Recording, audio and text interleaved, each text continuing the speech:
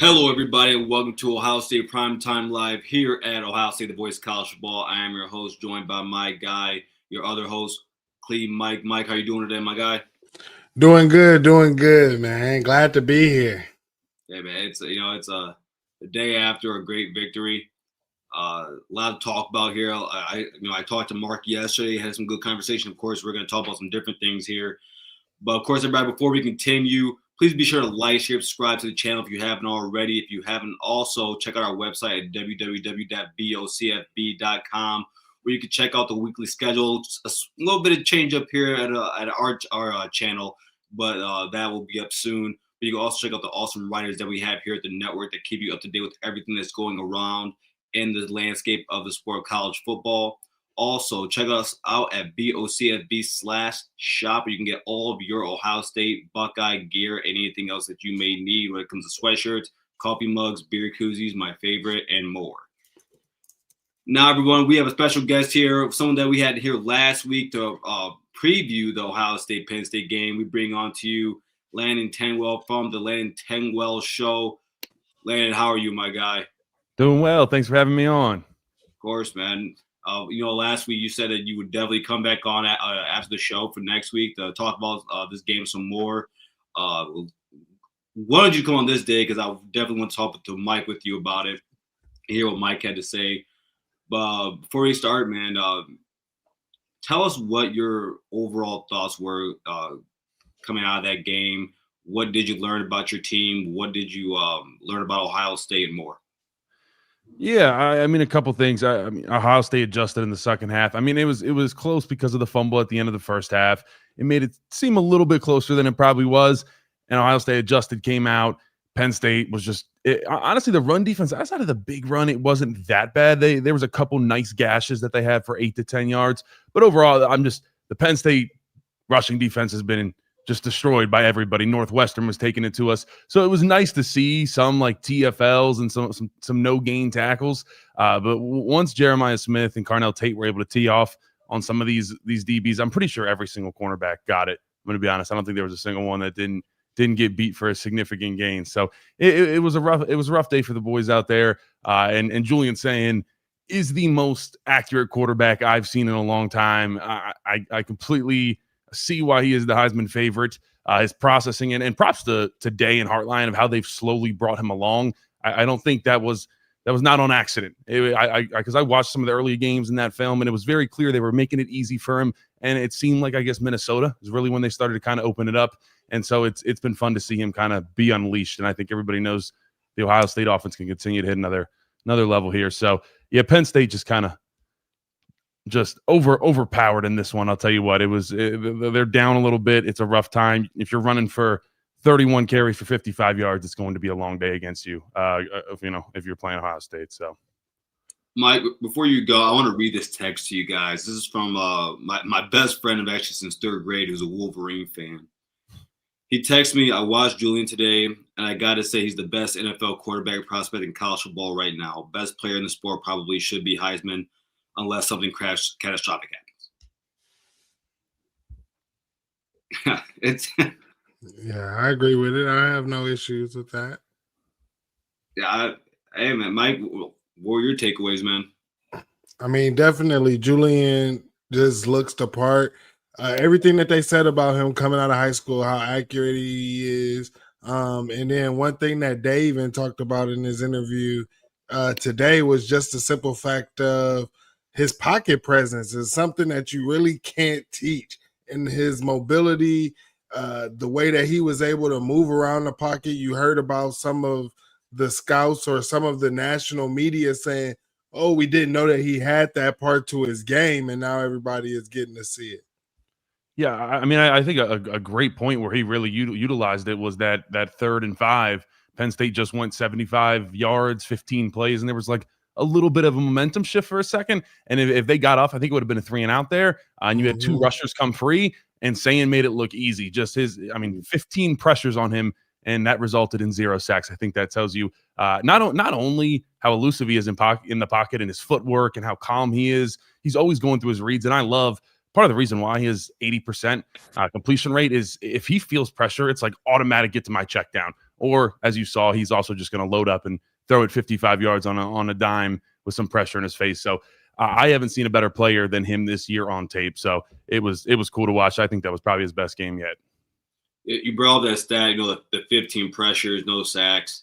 I think a lot of people, and Mike, when we talked about this last week, we talked about Ryan Day saying that this would be a matchup game. Mm-hmm. I think one of the reasons he said is because, take away the fact that they're just having a bad year. That team is still one of like I said last week, one of the top 15 most talented teams in college football. Just because you got talent doesn't make you a good team.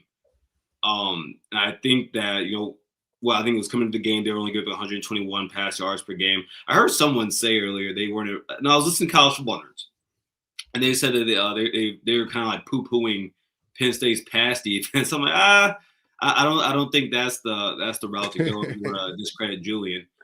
But those 15 pressures they got at him on an offensive line that's been really good in pass pro, probably the best in the country.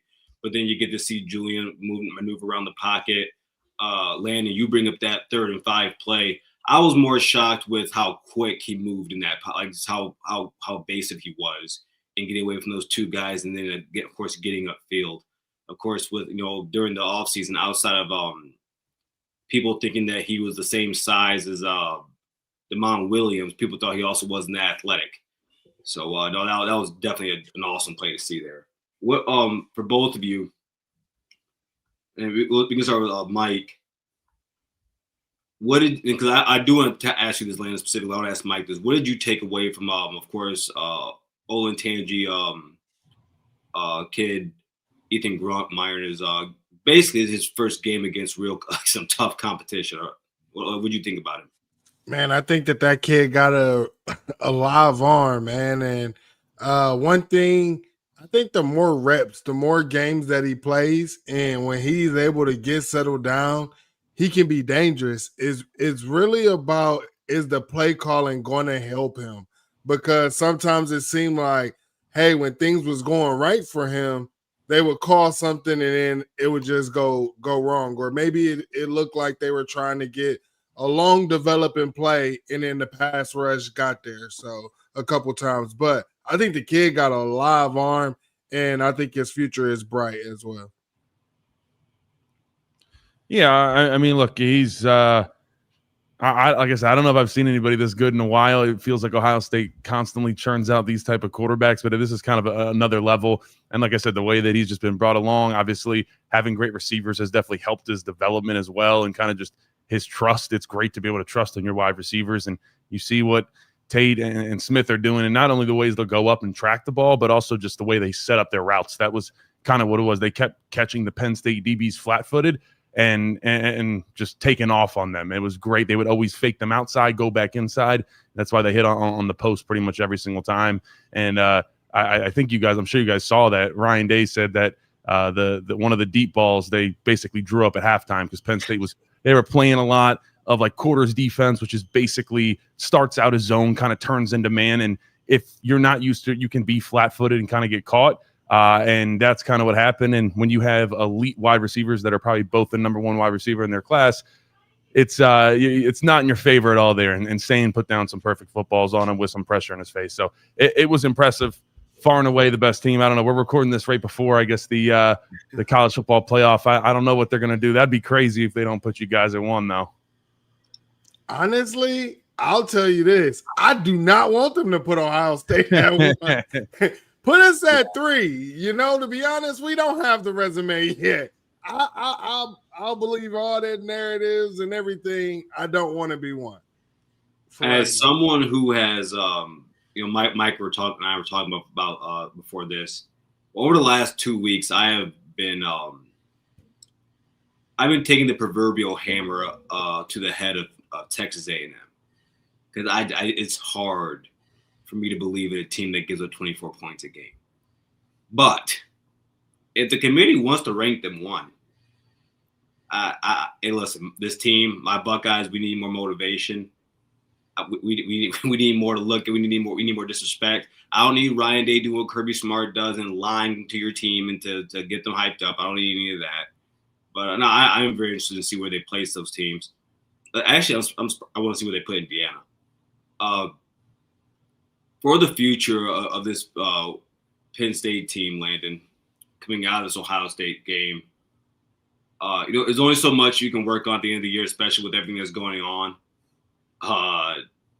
But what improvements do you want to see? What improvements did you see in this game that you think you can capitalize on? Yeah, I think the interesting topic was Jim Knowles' homecoming. I actually did a film breakdown on it, and I mean it was decent. It was Sorry better. To cut you off, but tell us about that too. What you got from that?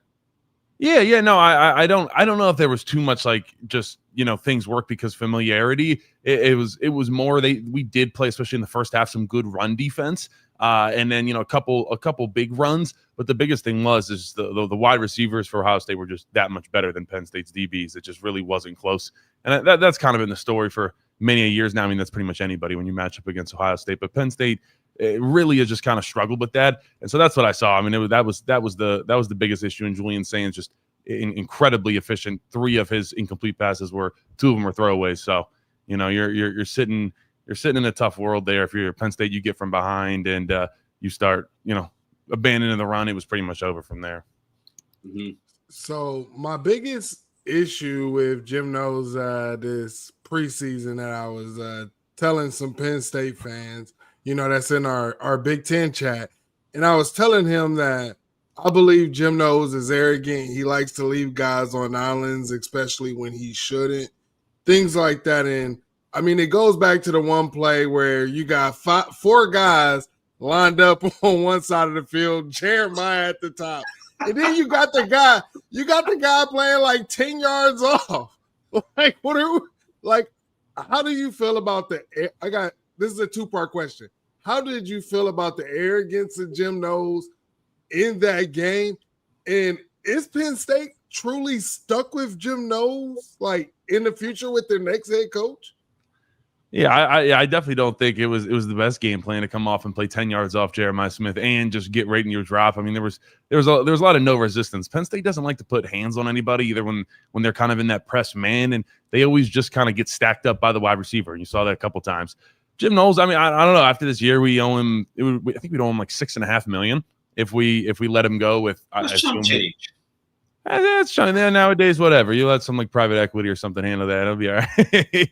No, but I don't know. I don't know how I feel about it because I think it would get better, but it's still, it just irks me that like Terry Smith, our interim head coach, said, hey, it's a complex defense. It's an NFL defense. And I'm like, I keep hearing that. I'm like, why do we need to run an NFL defense? It's college football. You don't have NFL bodies everywhere on the field. So how about let's make this a little bit easier? Because we were in week 10 and we're making it sound like some of the defense doesn't know where they're at. And watching the film, that was the case, especially in the front 7. That's why I said, honestly, I was pleasantly surprised with how they handled. I know Ohio State's rushing attack hasn't been the best, and I've been watching that, and the offensive line's physical, but I still think they're missing it just a little bit. So I get it wasn't the greatest run team, but that's why I was somewhat pleased with that. But that's been the biggest struggle that I was sitting in week 10 worried about if our players knew how to, which gaps to fill on which call, and we haven't been able to play very many young guys because of that either. Well, before we get you out of here, Mike, you have something for Landon? Oh, yeah. Landon, man, I just want to give you a big shout out, bro, because you've been a big sport, and I've also watched your show as well. I watched you speaking on, Terry Smith talking about, leading up to this game, all the things that he said that he was going to work on, and then I watched your show or whatever after the game, and you were saying he didn't do any of those things. So, I mean, especially like when you talk about the young receiver, I believe Kobe Howard and everything, getting involved. So, the coaching staff not using the players right. And it just brought me back to this before the season started. Wow. Damn. I got. But you were a good sport about it, man. So I said, I guess I'll let you live since you apologize for Knowles, man. I appreciate you letting me live, Mike. Listen. I really believe it. I drunk the Kool-Aid. I didn't know how bad it was going to be. I'm putting this up there. I think this is one of the worst football, forget just college football, football collapses. And not just because, like, we've seen number 1, number 2 teams like fall quickly and be unranked. We're sitting here. We're not going to have a Power 4 win still until maybe mid-November. And it was also just a buildup of James Franklin. Like the past 9 years, we've only beat Ohio State once since 2016. And it's like, it was just finally he got everything. You get Knowles, and that kind of sealed the fate that it was natty or bust. You got to at least get there. And boy, did it crash and burn. I'll tell you what, it's crazy to watch. But I'm enjoying covering other people. I'll definitely be doing more coverage for Ohio State, Oregon, Indiana, a bunch of the Big Ten teams throughout the playoffs. So I'm sure I'll hopefully be on again to talk some more Ohio State Buckeyes. Oh, for sure. I definitely gotta find. There's this tweet from Sam from College Ball. Sam, shout out to him. Where in the beginning, it's probably 6 months ago. And we were talking about Penn State. We're talking about whose positions were better, and we're going down the whole line. I think he gave Ohio State 2 positions. I gotta find that. I gotta find that tweet. Oh yeah, nobody knew about Arvell Reese. Like us Buckeye fans knew about Arvell Reese, but nobody else knew about Arvell Reese. Dude, watching him, I just remember turning on the tape week 1, and I'm like, "Who's this dude?" And I instantly stand up back or doing some rushing. I just got done watching Abdul Carter for an entire year. That's where mine goes. My mind goes. I want to put out there for Arvell Reese's sake of his NFL future. I think he could, especially in like a 3-4 in the NFL. I think he'd be great as an outside linebacker, getting to pass rush a lot. He's got every tool that's needed. He took it to Drew Shelton. Not only, I mean, as a stand-up linebacker that's playing some overhang, some 5-tech, like it's amazing to see him not only win so much in the pass game, but he's got some heavy hands. Even when he's in a normal like stand-up position, I see linemen climb up to him, and it's like boom. And I'm like, all right, yeah, this guy is he's not going to be back. And then I'll tell you too, Caden McDonald, I've been thoroughly impressed with. I know defensive tackle coming in was a little bit of a question mark, but I mean, he wrecked the whole game for Penn State. That was a big reason Penn State had 55 yards rushing, and Katron Allen could not get going.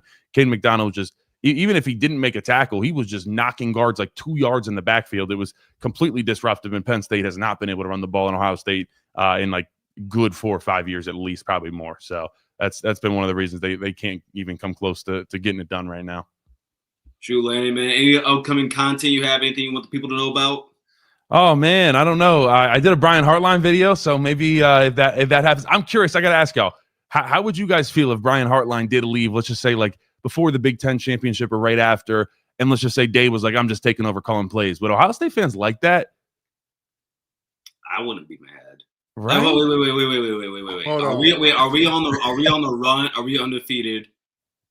Yeah, you're undefeated, and you're either going into the Big Ten championship, and let's just say you just won the Big Ten championship, and he leaves, but Dave's like, all right, I'm gonna take over play call, which we know Dave still likes to do deep down, and he's still very involved anyways. So like, how do you feel about that? And are you blaming Brian Hartline? Are you calling him like a traitor for going and like getting a huge pay raise and getting his first big time gig? Or I can't blame him. I honestly would have no issues with it, because one thing that Dave raved about going into the national championship game was the simple fact was he didn't really have to worry about anything. He was able to zoom in and be completely focused on the playoffs. So, I mean, even his wife talked about how he was drawing up plays, how he'd be laying down in the bed and then wake up and then he's still going through it. So I have no issues with it. I think that he was still, and everybody knows, Ryan Day in the playoffs is way different than Ryan Day regular season. So yeah, I'll say for Brian, like if this was like a I don't know, off the top of my head, a Jim Knowles situation, maybe so. But Brian, man, he's a player. He's worn the Buckeye leaves on his helmet. So I think for him, there's a little bit of grace there. And I can't – it's one thing to take the DC job from Ohio State to go to Penn State. I can't blame you for taking your first year as an OC, and then you get the Penn State job. Who am I to tell you don't take it? I just – nah. I'll ask you this, Landon, because this has been my biggest thing. I I feel like since the Joe Pot era or whatever, like in that era, Penn State had its identity of Penn State. I feel like lately Penn State has been trying to be too much Ohio State, where you go and you get the offensive coordinator and Mike Yurcich. Now you go and you get the defensive coordinator and Jim Knowles. Is the third time the charm, or I just feel like Penn State has to find its own identity in winning instead of trying to be like an Ohio State. What do you think about that? Yeah, I think you look at the common denominator of I know James Franklin's coming off 3 back-to-back 10-win-plus seasons, but like he still it got stale. There was nowhere to go from there, and it seemed like honestly the Penn State defense is even before just this year they were really really good. That was never an issue because James Franklin completely let that go. But he was very involved with the offense, and the offensive coordinators were never really regarded as great since like Joe Moorhead was here in 2017. So it's been a while since we've had this great offensive mind. I think Penn State has been missing that. But I think overall, whoever you get that is not James Franklin, it's kind of fresh, and the offenses have honestly just been really stale here. I mean, you can go all the way back to running the ball on 4th and 5 against Ohio State 2018. Yeah, 2018. Oh my gosh, bad memories, man. I think I was there as a recruit, so that was crazy. But no, I'm kind of excited for a fresh start. As much as I can appreciate everything Franklin did, 12 years is a long time. Average divorce is 8 years into a marriage, so it was good. But it's time. It's time to move on, man. It's time. I'm curious to see what we're gonna get. I think Hartline's the favorite now, but there's Braum out there. I don't think Drinkwitz is coming up and leaving there. He could go Florida, Auburn, whatever. So I'm thinking Hartline's the most likely at the moment, guys. I don't know. We're gonna see. Yeah, and you guys go check out Landon's video because he put out his Twitter. He put out an awesome video about Jeff Braum on his Twitter. I checked that out, so make sure y'all go check that out because I had forgot all about that happening. And I was like, it brought back memories, man. We'll have a pulse. Right, yeah. I mean, but that's how football was back in the day, and it's just amazing. Like, yeah, if you could get that type of coach, it does embody like that Midwest, that up north football. So, yeah. All right, Landon, man, appreciate you again. We'll definitely have you on here soon, sometime towards the end of the season, man. Especially if Penn State, somehow works their way back up to the playoff talk. But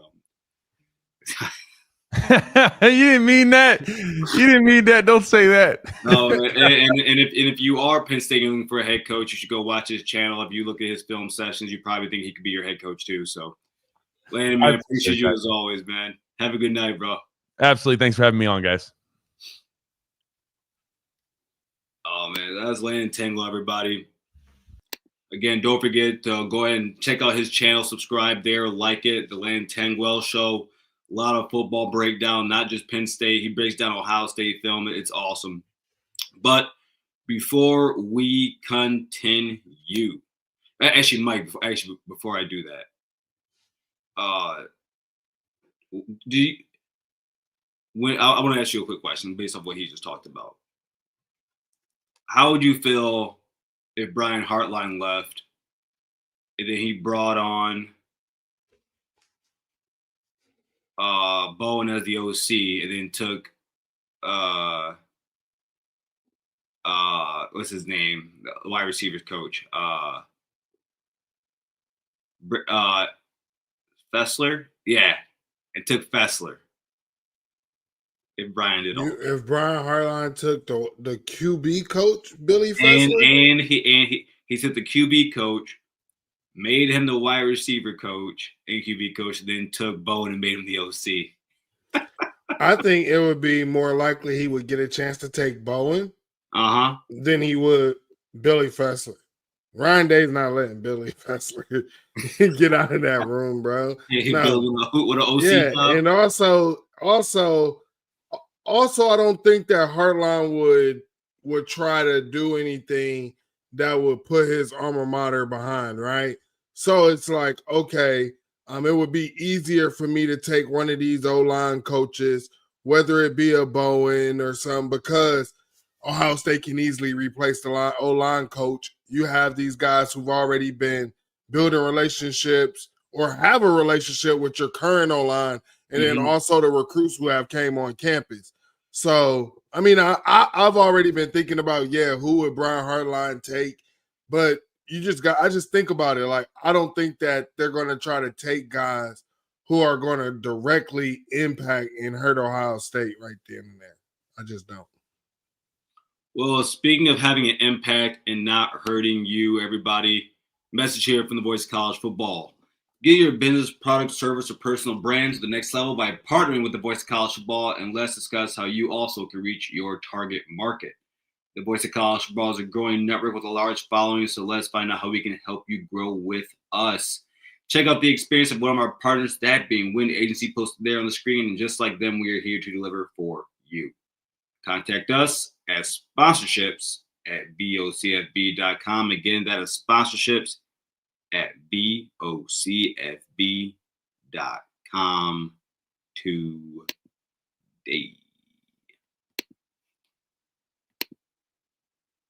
All right, Mike, so what do we have next on the docket, man? What do we have next, everybody?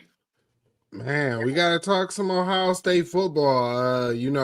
We were talking, or Landon was actually saying, coming into the season, even we were saying on this channel about the defensive tackle depth, and one thing that we saw, Edric Houston, we were expecting him to start off the season strong.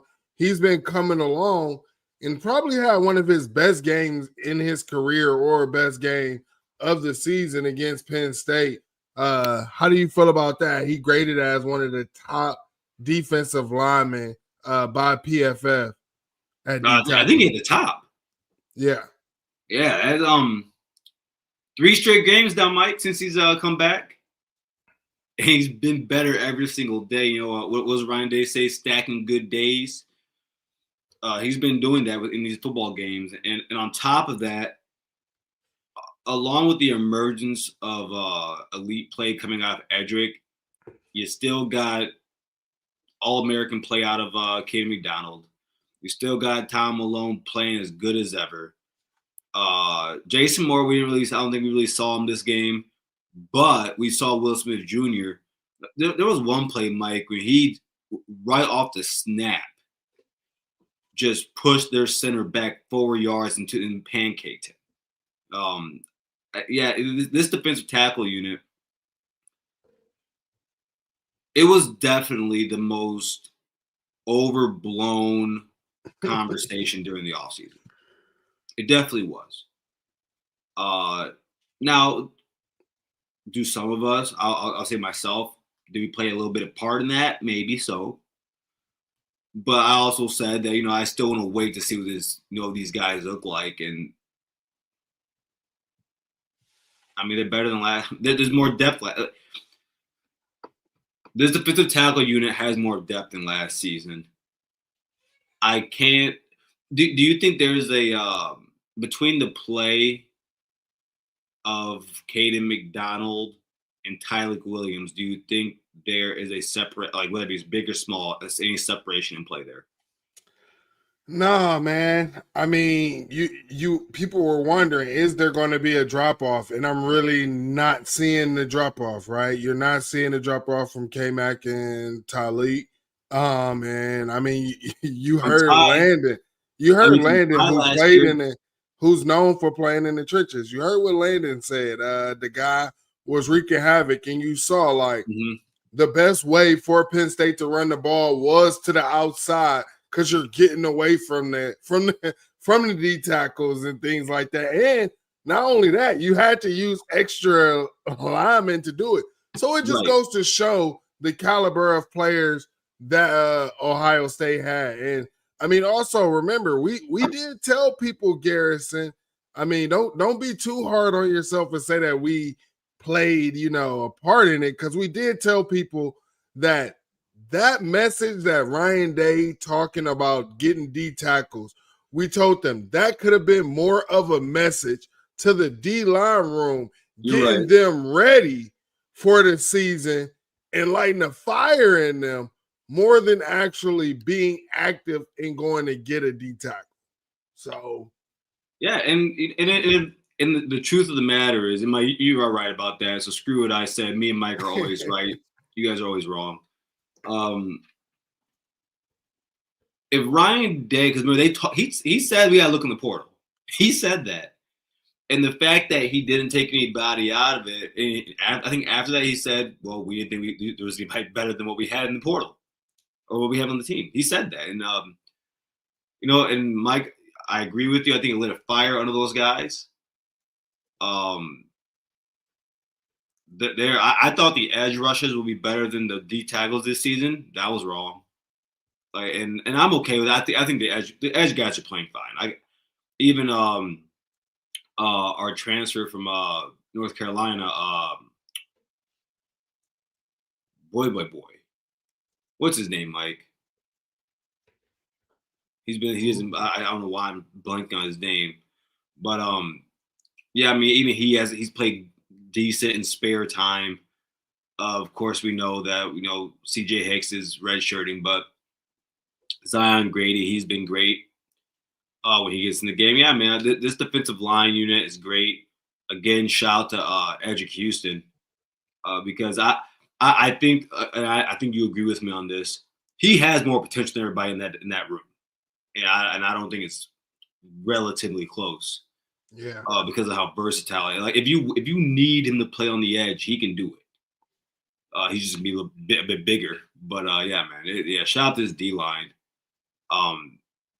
Anything quick else you want to hit before I had to get out of here? No. You wanted to talk about Brian Hartline's growth as a play caller. I mean, because a lot of people were very harsh earlier in the season, and I tried to tell people, I don't believe that this is Hartline. I believe that this is Ryan Day. This conservative play calling, this is not how Brian Hartline wants to run an offense. Mm-hmm. We heard about the passing concepts that he added or, the input that he had going into the playoffs. So we've seen it in our eyes. That wasn't the passing concepts that we had seen majority at the beginning of the season. And now we're getting to see it. Yeah. I'm right with you there. Been the pass game coordinator for 2 years before this season. Wide receiver coaches, of course. But why I think that I do agree with you. I think Ryan Day slow-rolled him. But I think the genius of Ryan Day is that he knew he had a first-time OC. He knew he had a first-time quarterback. And he brought them along at the same pace. Texas game, he called it. Shout out to Zach Smith and Chris Drew. They were like, that's where I got that from. And then after that, it's been him. But Mike, like you said, it's been kind of like just slow rolling, not exposing Julian to any bad, like anything bad, like letting him control the game. Having Hartline control the game as a play caller also. And then over the last few weeks, Brian Hartline deserves an A+ for the job he's been doing so far. And I want to say this now and get ahead of it before this conversation starts. And it is something that I said months ago. What I don't want to happen, and actually, Mike, this conversation started for me because of Matt Patricia and Bill Belichick. What I don't want to happen and what I don't want to hear is when Brian Hartline comes out here and looks like the best damn OC in college football, I don't want to hear it's because of talent, and I damn sure don't want to hear it's because, he's under Ryan Day. I say this all the time, Mike, guys have jobs for a reason. They do. Facts. And in Brian Hartline right now, say what you want about Tate and Jeremiah. I don't want people saying, he has Julian Sand because you guys didn't think a doggone thing about Julian Sand before the season. What he's been able to go out there and do, and in working with guys like Ryan Day, and in working with Tyler Bowen and the rest of that offensive room, it's been nothing short of awesome and greatness. I won't say greatness, but it's been elite. And I honestly think, man, when you look at this Ohio State team, I think the only person that could possibly take away the I can't think of the award that goes to the best coordinator in the college football. The only person I think that can possibly take that away from Matt Patricia is Ryan Day. I'm sorry, Brian Hartline. He's what would you grade him right now, Mike? I definitely give him. I give him a B. I give him a solid B, and the reason being is I do want to see you be more consistent in the red zone, right? Fair enough. You know, you should know your player's strength. You should know their weaknesses, things like that. I just want to see us be a little bit better in the red zone. So once he figures that out with the players, yeah, bumping it up to an A for sure. Yeah, I love it, man. I knew as soon as he got that sleeve tattoo sleeve, I knew we saw a different Brian Hartline. I said, oh, he got something cooking. You don't just get a tattoo like that for no reason. Yeah, Man, he went out, got people forget, Mike. Brian Hartline used to be on the sidelines with like the complete shaved face, looking a little skinny. Now he's buff. Pause. Got the sleeve. Not too much, bro. Got the aura. My boy up in the booth. Man, what? But I'm really impressed by him. I'm really happy with Brian Hartline has done. And if he finishes the season out the way he's calling and plays right now, Mike, he deserves everything that's coming to him. He deserves everything that's coming to him. But great. I'm gonna get going here, man. Everybody, if you haven't already, go ahead and hit that like button. Do not leave the show. We are still going to be here. Mike is still going to be here. Don't forget, Mike and I are going to be here tomorrow night at 10:30. Before I get going, Mike, OH. IO. And we are going to keep it rolling right here on the Voice of College Football Ohio State channel. The rankings are coming in. Tennessee at 5, Pittsburgh at 24, Washington at 23, Mizzou at 22, Team Up North at 21. Okay, so we got 2 Big Ten teams in the top 25 right now. Now, some people was thinking that Iowa could possibly get into the college football playoffs top 25. Oh, they did get in there at 20. Iowa is in at 20. This goes to show this is why you do not put stock in the AP poll. The College Football Playoff Committee, I believe, is coming out with a statement week 1 so far, and we're only at 20. That's crazy. That's crazy. I don't hear what they're saying right now, but it doesn't even matter what they're saying right now. I'm really excited about this, man. A lot of people talking about Big Ten ain't got no teams. We ain't played nobody, and now you're getting to see. Ohio State will have Washington a ranked win on their schedule. Will now have Texas a ranked win on their schedule. You can no longer say that Ohio State has played nobody. USC, another Big Ten team, coming in at 19. Now, I see we got a lot of teams down here at 6-2. I want to see where these other 6-2 or these 2-loss teams are at. Miami coming in at 18. Miami, should they be above Team Up North, USC, Iowa? I say put them above Washington for sure. For sure. But they do got some good wins. Yeah.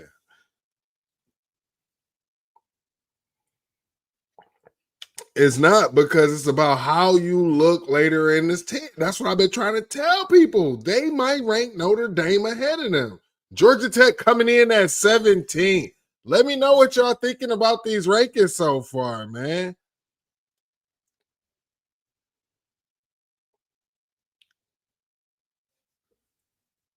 Number 16, Vanderbilt comes in 7-2 at 16. I think Iowa could be Vanderbilt. Louisville coming in at 15, man.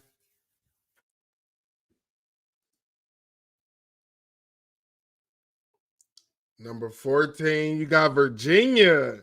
Virginia has came like Man, Virginia has snuck out in some wins.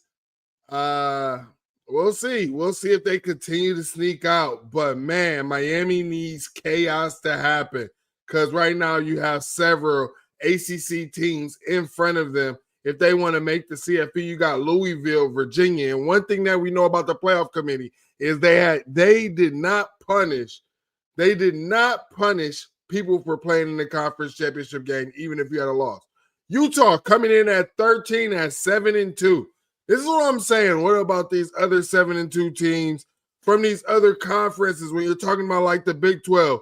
Do we really believe a 7-2 Utah is better than USC? Do we believe that Utah team is better than Iowa? Do we believe that the Big 12 deserves to be ranked ahead of these Big 10 teams as well? Oklahoma at 12. Man, let's see. Now you got a lot of these. This is what I was wondering. Now, this is where I feel like the bias is coming in, bro, because now you got a lot of these 7-2 teams, and they're all SEC teams now at the top. But then the Big Ten, they're saying, hey, man, we got you. We put you in the rankings. You just go ahead and be at the bottom.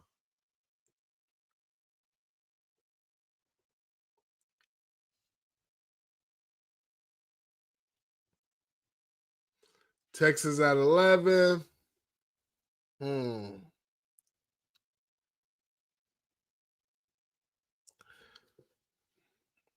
We got Washington, Texas. Then the team up north gonna be. We gotta play them. So I mean, y'all saying we ain't played nobody, but I mean, I see 3 ranked teams on my schedule, and then in the Big Ten, that's 4.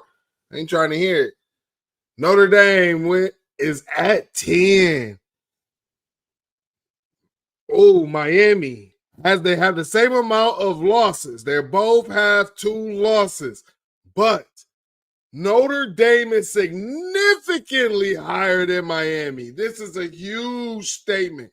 It is going to take Miami a lot for them to be able to move back up.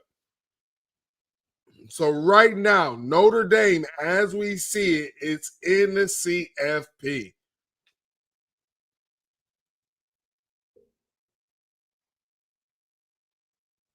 I'm trying to think, man. Are they going to put? Don't tell me they're about to do this.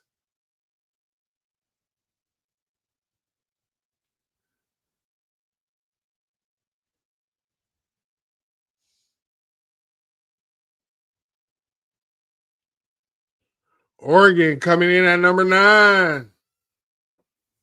7-1, only 1 loss to the Indiana, who could possibly be the number 1 team. Where do you guys want the Buckeyes ranked? If you're not a Buckeye fan, let me know what your team is. Where did you want your team ranked? Or are you happy with where your team is ranked? If your team is ranked.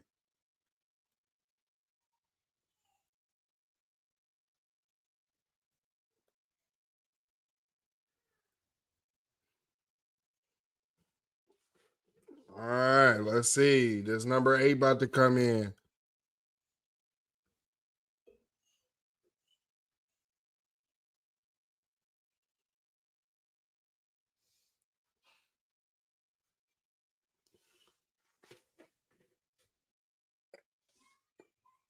Now they want to talk about you can't control your schedule. You got to be who's on your schedule. Now they want to talk about that. Number 8, Texas Tech at 8-1. Another Big 12 team over a Big 10 team. I believe that this is a statement, man. BYU at number 7. It's another Big 12 team.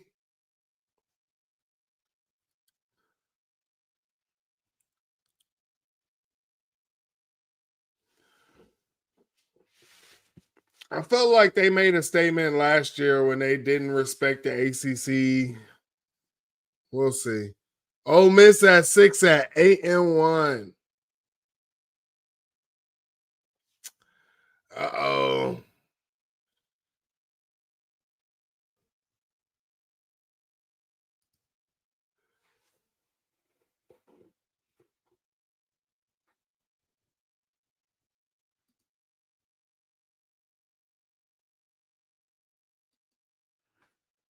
Yeah, I mean, I don't understand. You got Georgia at 5 at 7-1. Huh. Alabama at 4. Okay. So that leaves Texas A&M, Ohio State, and Indiana. So it's really about how you gonna rank them. A&M coming in at 3. Who's at number 2 and who's at number 1? Just put them both up at the same time. Please put Ohio State number 2. Please put Ohio State number 2. Please put Ohio State number 2. Please put Ohio State number 2. They built our resume up because now they're going to say what Indiana only has what the win against Oregon. Yeah, they put Indiana at 2. I knew it. Oh, man. Ohio State at number 1. Buckeyes, how do you feel about being the number 1 team in the nation? There's no arguments anymore about AP poll felt it. College Football Playoff Committee felt it. How do you guys feel about it? Of course, I was thinking about you all, so I was like, yeah. I was like, our second half minute of the show, we're going to be hooking you all up for sure, man. And I still have YouTube TV. I did not cancel mine. We gonna fight the power, but yeah, hey, we gonna find different ways on how to find this stuff on ESPN, man. My guy Don B said, number 1, baby. Let me know, Buckeye fans, how are you feeling about number 1? So I asked earlier in the chat, I said, which trenches were better? Was it the 2024 team or was it the 2025 team? And people have voted. This 2025 defensive trenches is better. And I'll say this. I'll say why I agree with that, right? The reason why I agree with that statement is because the reason why I agree with that statement about the 2025 is because of how multiple they could be. And because of also who is calling behind, right? I mean, we're getting to see our edges, guys come off the edge and not just play contained, be able to get after the quarterback, right? We're seeing guys be able to not just play, right? They're playing up to their athletic ability and being maximized.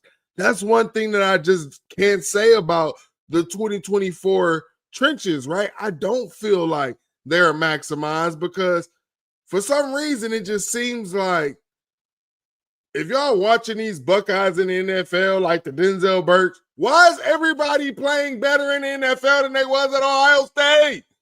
It makes no sense. We was dogging Ronnie Hickman out. This dude is balling out on the pro level. It makes no sense. So it's just too much data that just goes to show why the 2025 trenches is better. And just the way that it's able to be multiple. Man, you could put Caden Curry right there at the nose, man.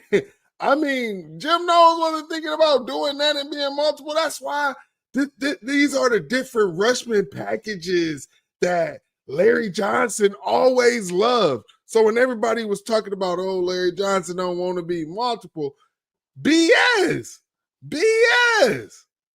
We were seeing our defensive ends on the inside, so I love it. This is why I love it, man. Let's see what they say. Day has to keep the team locked in, and we cannot get ahead of ourselves again. This number 1 is rat poison. It's rat poison. And to be honest, I'm not surprised. I figured they want to give Ohio State all the rat poison that they can. So As we are sitting now, right now, Memphis will be that G5 team that makes it. If they continue to win out, they will be that team that makes it. They are not ranked. So there's no G5 team currently ranked by the CFP committee. And that's kind of crazy because last year, at least Boise State was ranked, right? At least they had a close game with the number one team in the nation. At least they had some firepower. But again, this is why I say the G5 schools need to have their own playoff. The FCS level has their own playoffs. The G5 level needs to have we are never going to see a G5 team be a national champion. It's not going to happen. Allow them to be a national champion. So that's how you have that. The first 4 teams will be out. So that's 2 Big Ten teams, Ohio State, Indiana, and then Texas A&M and Alabama. So 2 SEC, 2 Big Ten at the very top. Now, the way that this will play out, Georgia will play Memphis. Virginia will end up playing Ole Miss. It seems like BYU will play Notre Dame, and Texas Tech will play Oregon. And that's how that would play out. So, I mean, very interested to see how this is going to play out. They say the first team out is Texas. Second team out right now is Oklahoma. Texas is going to have to win out. They're going to have to do a lot to win out. I'm trying to see if the chair has came out and talked yet. But he hasn't. So, I mean, just let me know what you all think about it. I'm a little nervous about it. When you're talking about young guys, it's easy for them to get complacent, hear everything. They get the number one team in the nation now. You probably got people texting you right now. Hey, you see y'all number one. You see y'all the best thing coming. You got everybody outside the Woody is going to be praising these guys. I mean, which the praise is deserved. But like Ryan Day just continues to reinforce, we have not done anything. These rankings don't matter at all except for when they come out right before the playoffs, after the Big Ten championship game. And then the rankings matter at the end of the season. Are you hosting that trophy? I'm with you, Ryan Day. And that just has to get reinforced to 17, 18, 19, and 20-year-old kids. So Ryan Day just has to continue to reinforce that. Some things that Ryan Day just talked about, man, James Peoples. My thing is, I'm a big firm believer when it comes to running backs having their roles, and you understand those roles, and you don't push those running backs past those roles. I feel like C.J. Donaldson was pushed past his role, putting him in a 2-minute drill, trying to get him to get the offense started off on a 2-minute drill. That is not C.J. Donaldson's role. James Peoples, I feel like his role is fourth quarter. This would be the second game that we have seen James People when he had flashed. It's been in the fourth quarter when teams are, when you have your backs wearing on teams and things like that. I think James People will be that guy. Nice change of pace guy. So that's just how I feel about that. Now, Isaiah West, everybody's like, man, where's Isaiah West? Is he going to get more snaps? What about this? I think it's fine. You bring him along slowly but surely. This guy is a freshman. We know what he can do. We see what he can do. But also, he was battling injury. There were some things that he couldn't do on the field. So you bring him along slowly but surely, right? And the more that he's grasping the playbook, the more that you're going to be able to play him. I just think that the explosiveness that you get with Bo Jackson, the explosiveness that or the cut ability that you get with the Isaiah West as well will be dangerous later in the season. And here's the thing. Here's the best thing, Buckeye fans, why I say, do not worry, don't panic. these teams aren't going to know what to expect. They're going to be like, man, we seen them, but it's running back by committee. But then, boom, when these guys start churning out these yards and you like, whoa, we didn't have much of their tendencies. We didn't have much film on them, things like that. I mean, it's just great to be deep at the running back position, man. Said, man, these ESPN people don't know ball. I mean, here's the thing. I would say that they do know ball. Most of them do. You talk about Greg McElroy played the game. Booger played the game. Joey Galloway as well. These guys played the game, but they're also getting paid to push narratives. The same way these same ESPN people are telling you, hey, go to keepmynetworks.com or whatever to keep your ESPN stuff. Now everybody right now is posting that they just got alerts right after all of this crap happened with ESPN putting YouTube TV in a chokehold. All right. Guess what they doing? They saying, hey, by the end of the month, the price of the brick has gone up by almost $100. Almost $100. That's crazy, man. So yeah, Disney knew what they was doing. That's why they was running all these promos, all of this stuff. So if you didn't jump on the promo, if you couldn't get on the promo, yeah, your bill about to go up. It is what it is. Now, if YouTube TV is smart, what they'll do is us people, us loyal folks who did not jump ship, yeah, go ahead and lock us in at that price. Because when everybody else come back, they got to get the new price. You know what I'm saying? Lock us in, grandfather us in. That's how you do it. Show that you take care of your loyal people, man. That is exactly how you should roll. I mean, you can get them people, you know, the little three-month promotions, you know, give them a little promotion for 3 months and then, you know, the price change up or whatever. But us loyal folks, we should be grandfathered in. That's how I feel about that. I still don't see the committee chair. Let's see. I'm really interested to see what the committee chair is going to say before we get out.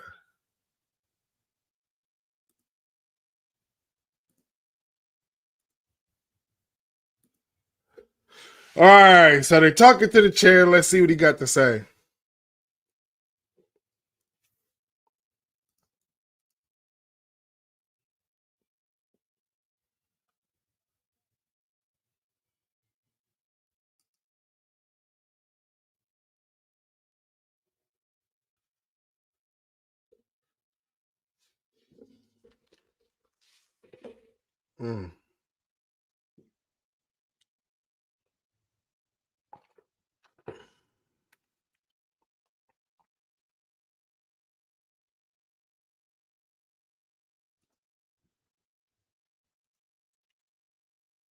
They talking about the metrics, the new metrics, strength and schedule, and things like that. Okay, I'm trying to get with the Ohio State and Indiana talk.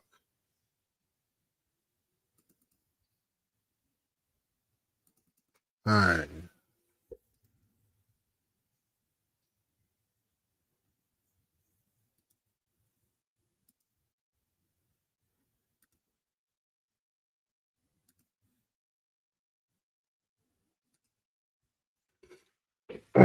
Man. If Oregon had to go up against Texas Tech, that would be crazy, bro. I ain't gonna lie, that'd be a good game. I'd be interested in seeing that. I think Ole Miss would beat Virginia. I've just watched that too many times. I've watched Virginia play a couple times. Ole Miss don't really have a defense, but they defense will be able to stop Virginia, bro. Ain't gonna even cap.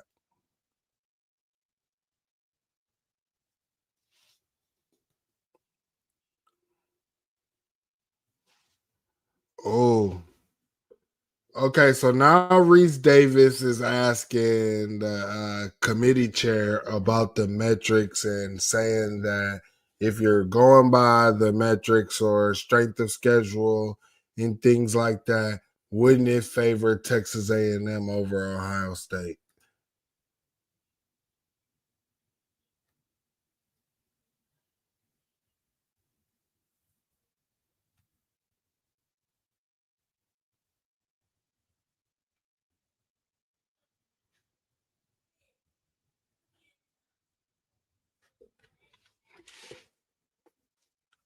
Man.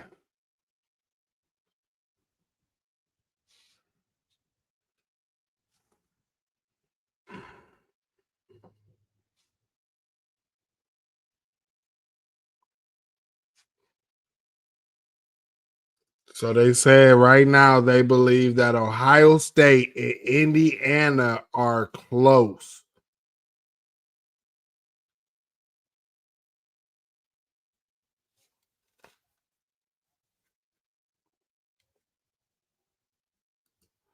Talking about both teams, Ohio State and Indiana in the top five. Ohio State and Indiana both in the top five offensively and defensively as well.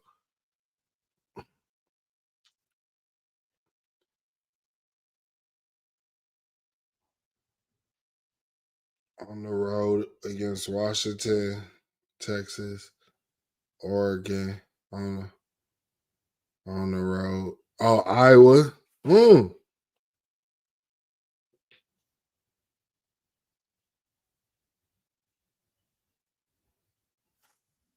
Oh.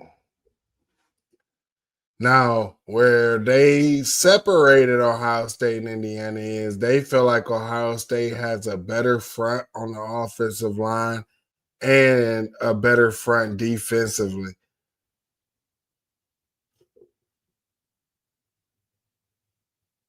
Strength of record rank, Ohio State is number 3. Do not let SEC fans bullshit you.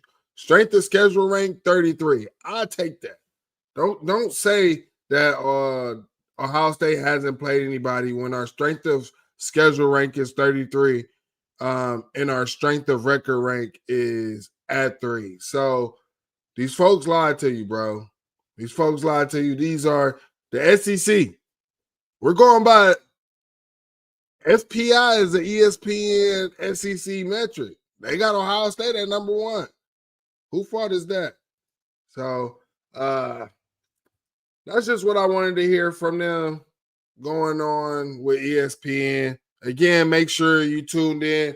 We'll be going for our Ohio State primetime after dark tomorrow. Make sure that you tuned in and hit that notification bell so that you know exactly when we go live. We appreciate all of you all. And with that, we are out of here.